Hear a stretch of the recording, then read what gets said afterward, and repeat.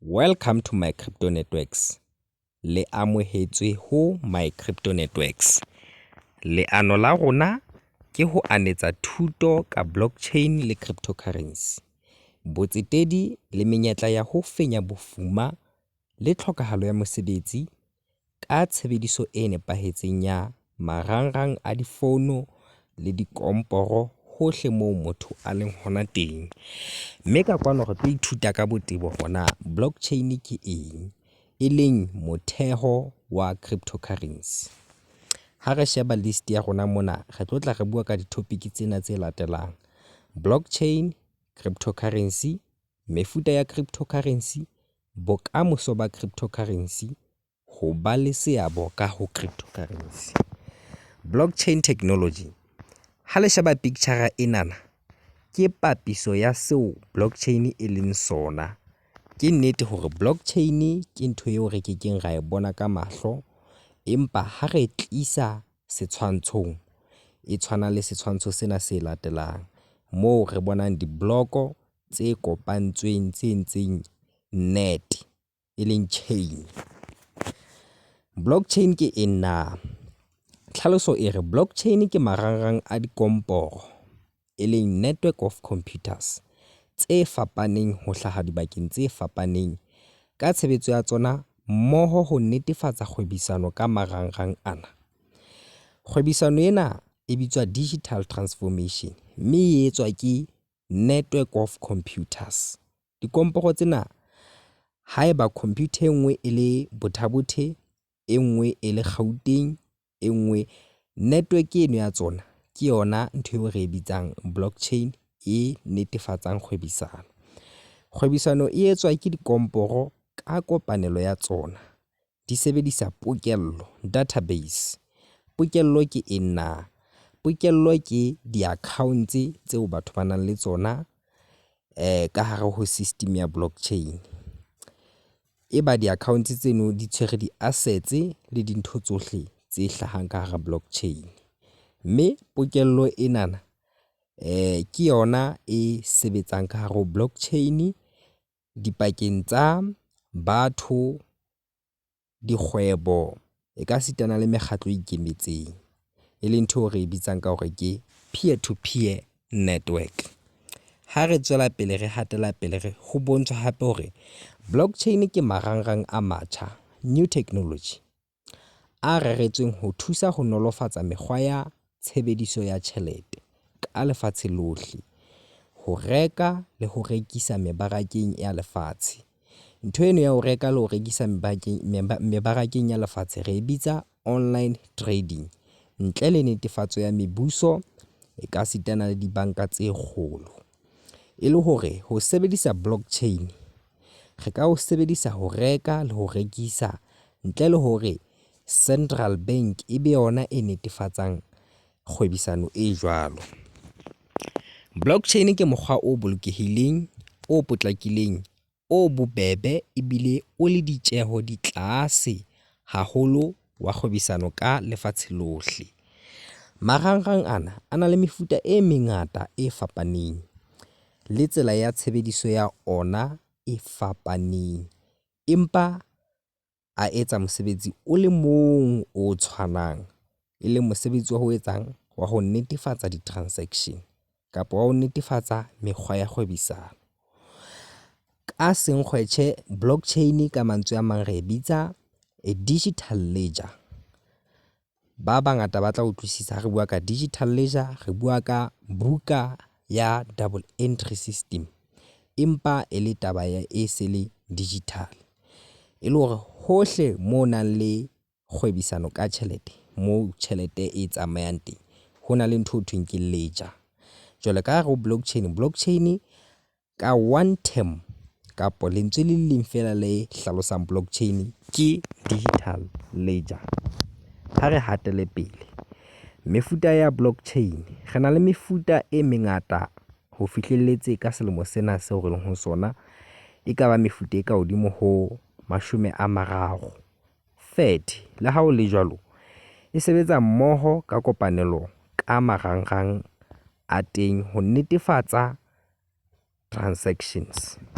Mohlala fela, hore e tlebe re na le difono re kgona ho bua hobane ho na le di-network tse fapaneng. Re ka ba le Vodacom, re ka ba le Econet, re ka ba le Cell C, re ka ba le MTN, ke di-network kaofela empa e le di-company tse fapaneng. Mme mosebetsi wa tsona di-company tsena tsa di-network ke ho hokela marangrang a mehala, e leng ntho e re bitsang ka hore ke di-cellular networks. Company tsena ha di tjena di sebetsa mmoho le ha di fapane jwalo. Di etsa mosebetsi o tshwanang wa ho fetisa le ho atisa kgokelo kapo kgokahanyo ya mehala le marangrang, e leng ntho tseo re di bitsang ka hore ke di-mobile networks and internet. Ha re hatela pele, re na le mabitso a mefuta e meng ya blockchain. Ke nnete hore hlalositse hore blockchain e ka ba le mefuta e mengata e ka bang ka hodimo ho 30, jwalo ka ha le di-company tsa di-cellular networks di le ngata empa di etsa mosebetsi o le mong. Mme list ke ena ya di-blockchain tse fapaneng. Re ka ba le Ethereum blockchain, Tron, Solana, Heco, di ngata re ka di bitsa ka mabitso a tsona. Ha re ntse re hatela pele, re ka bua ka dintle tsa blockchain, e leng advantages. Ya pele e re blockchain e bolokehile tlasa tshireletso ya security sa di-computer.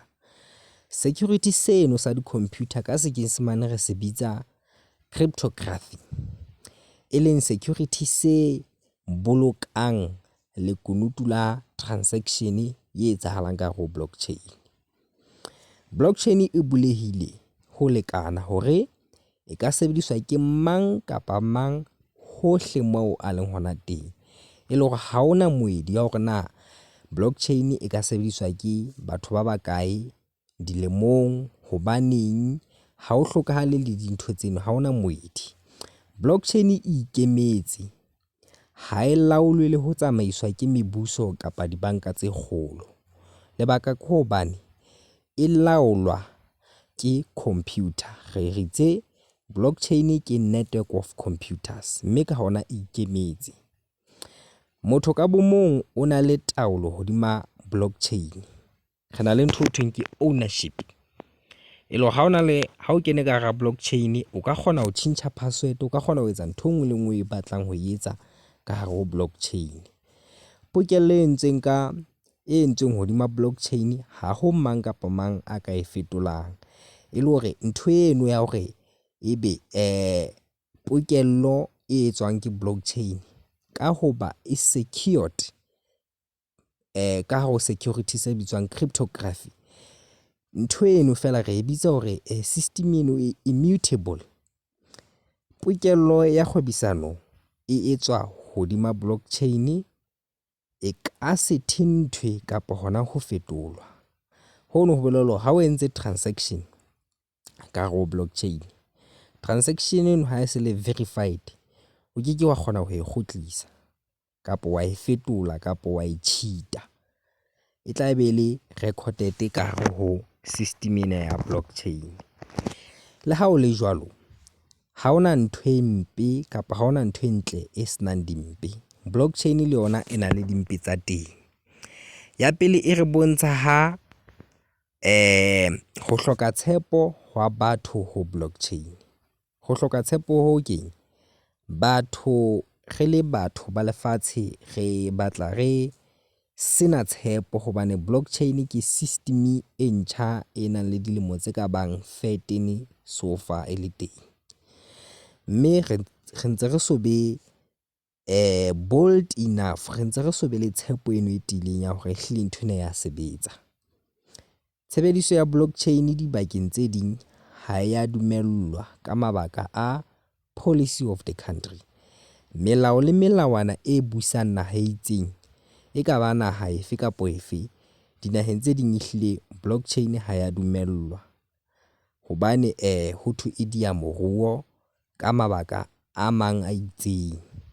Mafofo a mangata a dikgwebo tse ipitsang ka lebitso la blockchain ho utswa tjhelete tsa batsetedi ke enngwe ya dimpe tsa blockchain. Blockchain ka hoba mang le mang o kgona ho etsa bo eleng ba hae, o kgona hore a develop-e ntho e ntjha ka ho blockchain. Ke ka hona ho ka bang le di-company tsa scam, e leng di-company tse re di bitsang ka hore ke di-company tse jang tjhelete ya batho, di ipitsa ka hore ke di-company tsa cryptocurrency. Ho hloka tsebo e phethahetseng ka blockchain ke e nngwe ya disadvantage.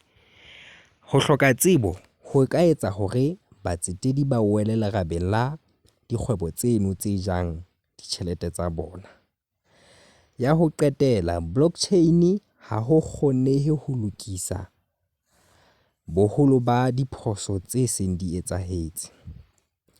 E le hore mohlala fela, haeba o sendela Thabo tjhelete o sebedisa blockchain, e ba jwale molemong wa hore kapo lebakeng la hore bo sendetse Thabo tjhelete ebe wena o sendela Thabang, phoso eno o e entseng ha e tlo tla e kgona hore e fetolehe, e le hore ke e nngwe ya dintho tse thata ka hare ho blockchain.